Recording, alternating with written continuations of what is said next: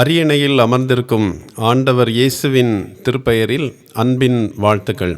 இந்த நாளிலும் ஆண்டவர் நம்மோடு பேசும்படி வேண்டுதல் செய்வோம். நம்பிக்கையோடு வாழுகின்றவர்களுக்கு எப்பொழுதும் அடைக்கலமாக இருக்கின்ற எங்கள் அன்பின் ஆண்டவரே, தம்முடைய விண்ணக காட்சியின் மூலமாக இந்த உலகில் பாடுகளும் வேதனைகளும் கடின பாடுகளும் இருப்பினும் உம்மோடு வாழ்கின்ற பாக்கியங்களை எங்களுக்கு வைத்திருக்கிறீன் என்கிற நம்பிக்கையோடு பயணிப்பதற்கு நீர் எங்களுக்கு தந்திருக்கிற எல்லா ஆசிகளுக்காகவும் நம்பிக்கைக்காகவுமே நாங்கள் போற்றுகிறோம். இந்த நாளிலும் விண்ணக காட்சியினுடைய உம்மை நோக்கி பார்க்கிற பொழுது உம்மிலே நாங்கள் உரம் கொண்டு வளர எங்களை வழிநடத்த வேண்டும் என்று இயேசு கிறிஸ்துவின் பெயரில் கேட்கிறோம் சுவாமி. ஆமேன். திருச்சபைகளுக்கு செய்தி கூறிய ஆண்டவர் திரு தூதுவராகிய யோவானுக்கு விண்ணகம் குறித்த காட்சி ஒன்றினை வழங்குகின்றார். அந்த காட்சியில் விண்ணகத்தில் அரியணை அல்லது சிங்காசனம் ஒன்று இருக்கிறது. அந்த அரியணையில் ஒருவர் வீற்றிருந்தார். அரியணையை சுற்றி 24 அரியணைகள் போடப்பட்டிருந்தன. அவைகளில் 24 மூப்பர்கள் வீற்றிருந்தார்கள் என்கின்ற செய்தி வெளிப்படுத்தல் 4ஆம் அதிகாரம் 4ஆம் வசனத்தில் சொல்லப்பட்டிருக்கிறது. அதை நான் வாசிக்கின்றேன். அந்த சிங்காசனத்தை சூழ 24 சிங்காசனங்கள் இருந்தன. 24 மூப்பர்கள் வெண் வஸ்திரம் தரித்து தங்கள் சிரசுகளில் பொன்முடி சூடி அந்த சிங்காசனங்களின் மேல் உட்கார்ந்திருக்க கண்டேன் என்று யோவான் அந்த காட்சியில் காணுகின்றார். இந்த அரியணையில் வீற்றிருந்த 24 மூப்பர்கள் யார் என்றும் இவர்களுடைய செயல்பாடு என்ன என்றும் இவர்களின் உடை மற்றும் அலங்காரங்கள் குறித்தும் இன்று தியானிக்கப் போகின்றோம். முதலாவதாக 24 மூப்பர்கள் யார்? 24 மூப்பர்கள் யார் என்பதற்கு திருமறையில் 13 விளக்கங்கள் ஆதாரங்களுடன் இருக்கின்றன. வெளிப்படுத்தல் நூலில் மட்டும் 24 மூப்பர்கள் குறித்து 12 முறை கூறப்பட்டுள்ளது. எனினும் இந்த மூப்பர்கள் யார் என்பதில் அறிஞர்களிடையே ஒருமித்த கருத்து ஏற்படவில்லை. திருமறையில் மூப்பர் எனும் வார்த்தை ஒரு நகரம், குடும்பம், பழங்குடியினர் அல்லது நாட்டின் பிரதிநிதிகளை குறிக்க பயன்படுத்தப்பட்டிருக்கின்றது. இவ்விளக்கங்களின் அடிப்படையில் 24 மூப்பர்கள் என்போர் மீட்கப்பட்ட மனித குலத்தின் பிரதிநிதிகள் என்று நாம் கூறலாம். ஆனால் ஏன் 24 மூப்பர்கள்? 1 நாளாகமம் 24ஆம் அதிகாரம் 1 முதல் 19 வரை உள்ள பகுதியில் தெரிந்தெடுக்கப்பட்ட ஆசாரியர்களின் எண்ணிக்கை 24 என்று குறிக்கப்பட்டுள்ளது. மேலும் பழைய ஏற்பாட்டின் 12 கோத்திரங்களின் பிரதிநிதிகளும் புதிய ஏற்பாட்டின் 12 அப்போஸ்தலரும் இணைந்து 24 மூப்பர்களை அடையாளப்படுத்துவதாக மற்றொரு விளக்கம் கூறுகின்றது. தானியேல் 7ஆம் அதிகாரம் 9ஆம் வசனத்தில் வரும் தானியேலின் தரிசனத்தில் கடவுளின் அரியணைக்கு முன்பு 24 அரியணைகளை தானியேலும் காண்கின்றார். ஆனால் அந்த அரியணைகள் காலியாக இருந்தன என்று அங்கே சொல்லப்பட்டிருக்கிறது. ஏனெனில் திருச்சபை அன்று அமைக்கப்படாததால் அவ்வரியணையில் அமரும் பிரதிநிதிகள் இல்லாமல் அவை காலியாக இருந்திருக்கலாம் என்று நாம் கருதலாம். வெளிப்படுத்தல் 21ஆம் அதிகாரம் 12 முதல் 14 வரையுள்ள வசனங்களில் புதிய எருசலேமில் 12 வாயில்கள் இருந்தன என்றும் வாயில்களுக்கு பொறுப்பாக 12 தூதர்கள் நின்றார்கள் என்றும் அந்த வாயில்களின் மேல் 12 கோத்திரத்தாருடைய நாமங்கள் இருந்தன என்றும் சொல்லப்பட்டிருக்கின்றது. ரோமர் 1ஆம் அதிகாரம் 17ஆம் வசனத்தில் நல்ல ஒலிவ மரம் ஒன்றின் கிளைகள் சில தரிக்கப்பட்டு அந்த ஒலிவ மரத்தில் காட்டொலிவ மரக்கிளை ஒன்று ஒட்டப்படுதல் பற்றி பவுல் குறிப்பிடுகின்றார். இந்த உருவகத்தின் அடிப்படையில் 24 மூப்பர் என்போர் பழைய ஏற்பாட்டின் 12 பிரதிநிதிகளும் அவர்களோடு ஒட்டப்பட்ட புதிய ஏற்பாட்டின் பிரதிநிதிகளும் என்று நாம் உறுதியாக நம்பலாம். புதிய ஏற்பாட்டின் பிரதிநிதிகள் என்போர் நம்முடைய பிரதிநிதிகள் என்பதை இந்த விளக்கங்களின் அடிப்படையில் நாம் புரிந்து கொள்கின்றோம். ஆகவே 12 பழைய ஏற்பாட்டின் கோத்திரத்தாரோடு இவ்வுலகில் வாழ்கின்ற மனித குலத்தின் பிரதிநிதிகளும் இணைந்து 24 மூப்பர்கள் ஆகின்றனர் என்று நாம் புரிந்து கொள்கின்றோம். இந்த நிலையை கடவுள் நமக்கு கிருபையாக தருகின்றார்.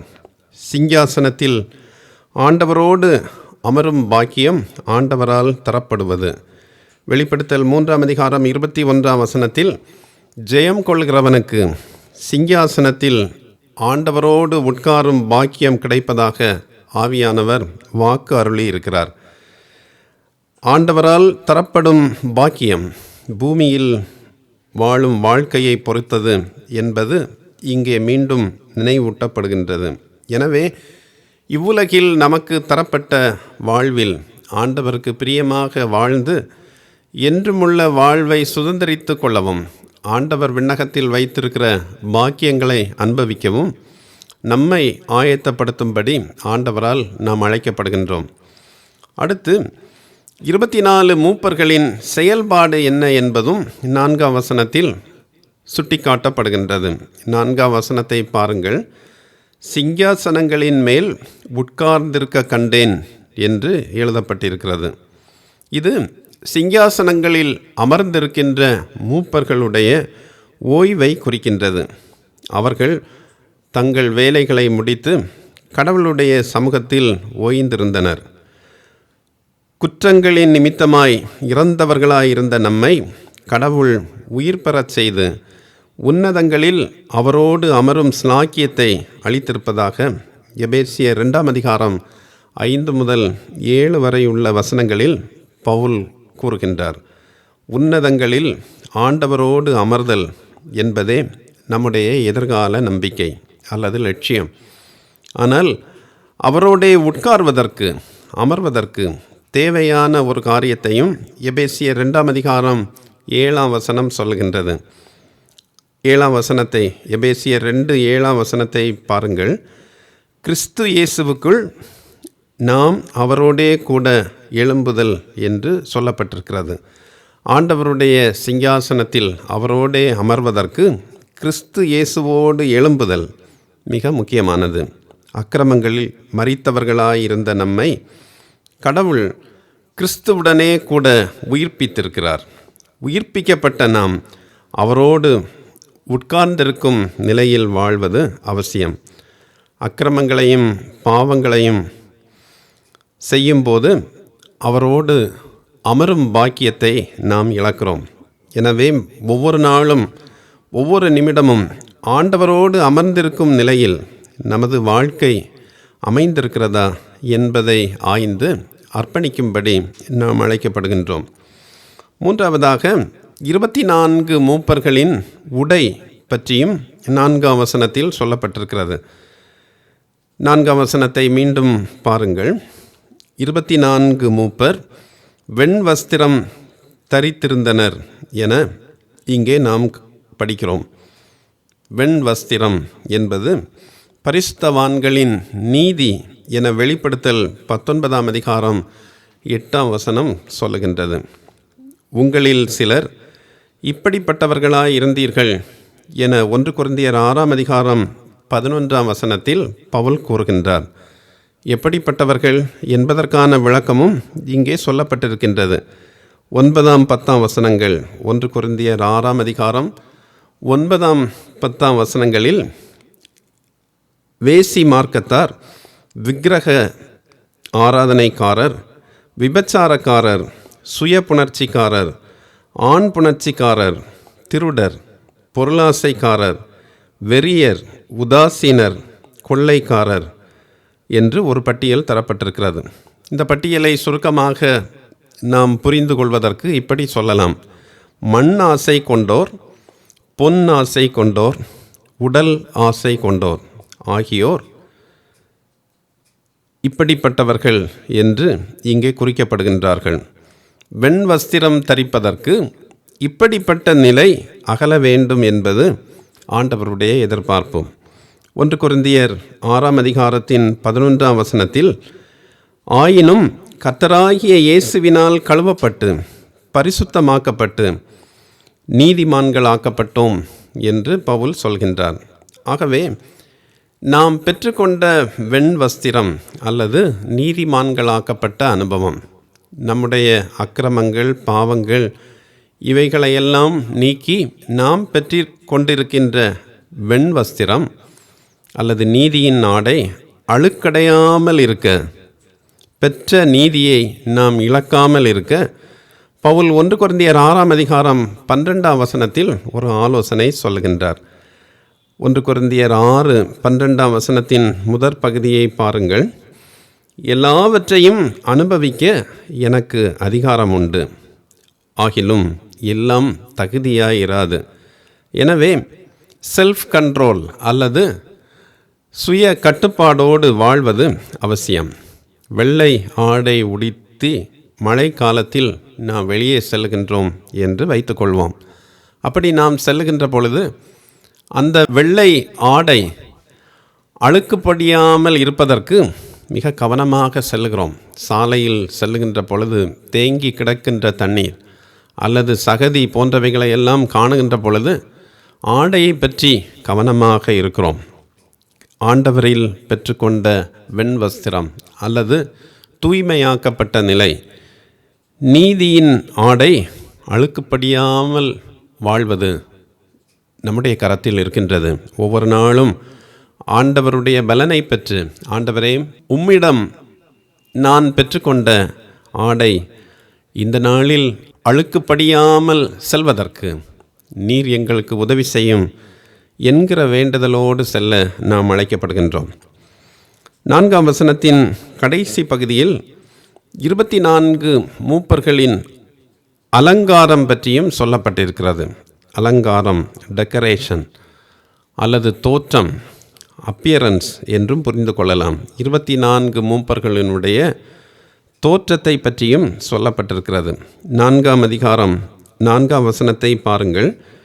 தங்கள் சிரசுகளில் பொன்முடி சூடி உட்கார்ந்திருக்க கண்டேன் என்று யோவான் குறிப்பிடுகின்றார். புதிய ஏற்பாட்டில் பொன்முடி அல்லது கிரீடம் என்பதற்கு 2 வார்த்தைகள் பயன்படுத்தப்பட்டிருக்கின்றன. அரச கிரீடம் அல்லது மகிமையின் கிரீடம், இதற்கு பயன்படுத்தப்பட்டுள்ள கிரேக்க வார்த்தை டயடம் என்பது. டயடம் என்பதை பற்றி வெளிப்படுத்தல் 19ஆம் அதிகாரம் 12ஆம் வசனத்தில் நாம் காண்கின்றோம். வெண்குதிரை மீது அமர்ந்திருக்கும் அரசராகிய இயேசு கிறிஸ்துவின் தலையில் மணிமுடிகள் அல்லது அரச கிரீடம் இருப்பதாக யோவான் காட்சி காணுகின்றார். இதைத்தான் டயடம் என்று இங்கே குறிக்கப்பட்டிருக்கின்றது. புதிய ஏற்பாட்டில் கிரீடத்திற்கு பயன்படுத்தப்பட்டுள்ள மற்றொரு பதம் ஸ்டெஃபானோஸ் என்பது. இது வெற்றி பெறுபவருக்கான கிரீடம். விளையாட்டு மற்றும் பிற போட்டிகளில் வெற்றி பெறுவோருக்கு அளிக்கப்படும் கிரீடத்திற்கு ஸ்டெஃபானோஸ் என்கின்ற வார்த்தை பயன்படுத்தப்பட்டுள்ளது. ஆண்டவருடைய பிள்ளைகளாக வாழ்வோருக்கு வழங்கப்படும் 5 கிரீடங்கள் குறித்து புதிய ஏற்பாடு சொல்கின்றது. முதலாவது த க்ரௌன் ஆஃப் லைஃப், ஜீவ கிரீடம். வெளிப்படுத்தல் 2ஆம் அதிகாரம் 10ஆம் வசனத்திலும் யாக்கோபு 1ஆம் அதிகாரம் 12ஆம் வசனத்திலும் மரண பரியந்தம் உண்மையாக இருப்போருக்கு ஜீவ கிரீடம் வழங்கப்படுவதாக சொல்லப்பட்டிருக்கிறது. அடுத்தது நீதியின் கிரீடம், த க்ரௌன் ஆஃப் ரைச்சஸ்னஸ். 2 தீமோத்தேயு 4ஆம் அதிகாரம் 8ஆம் வசனத்தில் ஒளியில் வாழ்ந்து அவரது வருகைக்காக காத்திருப்போருக்கு கிடைக்கும் பரிசு நீதியின் கிரீடம் என்று சொல்லப்பட்டிருக்கிறது. 3வது மகிமையின் கிரீடம், த க்ரௌன் ஆஃப் க்ளோரி. 1 பேதுரு 5ஆம் அதிகாரம் 4ஆம் வசனத்தில் உண்மையுள்ள ஊழியருக்கு மகிமையின் கிரீடம் வழங்கப்படுவதாக சொல்லப்பட்டிருக்கிறது. 4வது, மகிழ்ச்சியின் கிரீடம், த க்ரௌன் ஆஃப் ரிஜாய்சிங். 1 தெசலோனிக்கேயர் 2:19 நற்செய்தியை உண்மையாக பகிர்வோருக்கும் பிறரை கிறிஸ்துவிடம் வழி நடத்துவோருக்கும் மகிழ்ச்சியின் கிரீடம் கிடைப்பதாக சொல்லப்பட்டிருக்கிறது. 5வது, அழிவில்லாத கிரீடம், த இம்பெரிஷபிள் க்ரௌன். 1 கொரிந்தியர் 9:25 மாம்சத்துடன் போராடி இச்சையடக்கத்துடனும் தூய்மையுடனும் வாழ்வோருக்கு கிடைக்கும் கிரீடம் அழிவில்லாத கிரீடம் என்று சொல்லப்பட்டிருக்கிறது. இவைகளின் அடிப்படையில் ஆண்டவருக்காக வாழ்ந்து சேவை செய்வோர் ஒருபோதும் வீணாக மாட்டார். அவர்களுடைய செயல்கள் வீணாகாது என்பதை நாம் அறிந்திருக்கிறோம். ஆண்டவருக்காக செய்யும் அனைத்தையும் அவர் பார்த்து கொண்டிருக்கிறார். நாம் செய்யும் தியாகங்கள், நம்முடைய முயற்சிகள், நம்முடைய ஜெபங்கள் மற்றும் மறைமுகமாக செய்யும் நல்ல செயல்கள் அனைத்தும் ஆண்டவரால் கருத்தில் கொள்ளப்பட்டு பரிசுகள் கிடைக்கின்றன, அவரால் சன்மானம் வழங்கப்படுகின்றன என்று நாம் புரிந்து கொள்கிறோம். மத்தேயு 6:1 வரையுள்ள வசனங்களில் அந்தரங்கத்தில் பார்க்கிற பிதா வெளியரங்கமாய் பதிலளிப்பார் என்று ஆண்டவர் கூறுகின்றார். எனவே ஆண்டவருக்காக வாழ்வதில் தளர்ந்து போகாமல் நம்பிக்கையோடு பயணிக்க நாம் அழைக்கப்படுகின்றோம். அத்தகைய நம்பிக்கையோடு ஒவ்வொரு நாளும் முன்னேறி செல்ல ஆண்டவர் நமக்கு உதவி செய்வாராக. ஆமேன். ஜெபிப்போம். ஆண்டவரே, இந்த உலகில் உமக்காக நாங்கள் வாழ்கின்ற பொழுது எங்களுக்காக நீர் நித்தியத்தில் பரிசு வைத்திருப்பதாக உம்முடைய காட்சியிலே நாங்கள் காண்கின்றோம். பரிசுத்தமாக நீர் விரும்புகிற நல்ல வாழ்க்கை வாழ்ந்து நீர் எங்களுக்காக வைத்திருக்கிற இந்த பரிசுகளை பெற்றுக்கொள்ள ஆண்டவர் எங்களை வழிநடத்த வேண்டும் என்று மன்றாடுகின்றோம். உம்மோடு கூட அரியணையில் அமர்ந்து ஆட்சி செய்கின்ற அந்த நாட்களையும் காலத்தையும் எதிர்பார்த்தவர்களாக அதற்காக வாழும்படி தரப்பட்டிருக்கிற இந்த உலக வாழ்க்கையை நாங்கள் பயன்படுத்தி கொள்ள எங்கள் ஒவ்வொருவருக்கும் உதவி செய்ய வேண்டும் என்று இயேசு கிறிஸ்துவின் பெயரில் கேட்கிறோம் சுவாமி. ஆமேன்.